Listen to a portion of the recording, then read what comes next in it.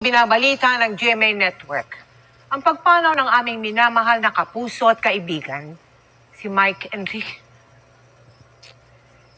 Enriquez.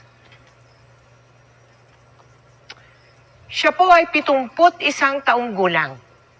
Si Mike po ay halos 2 dekada nating nakasama gabi-gabi dito sa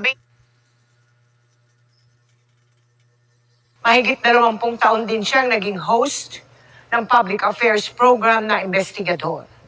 Si Mike po ay nagsilbing presidente ng RGMA Network Incorporated at naging senior vice president and consultant for radio operations ng GMA.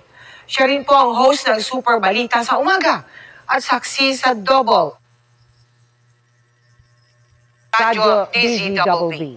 Mahigit 50 taon ng buong pusong naglilingkod sa mga manonood at tagapakinig si Mike na nagsimula sa industriya noong 1969 at naging bahagi ng GMA Network noong 1995.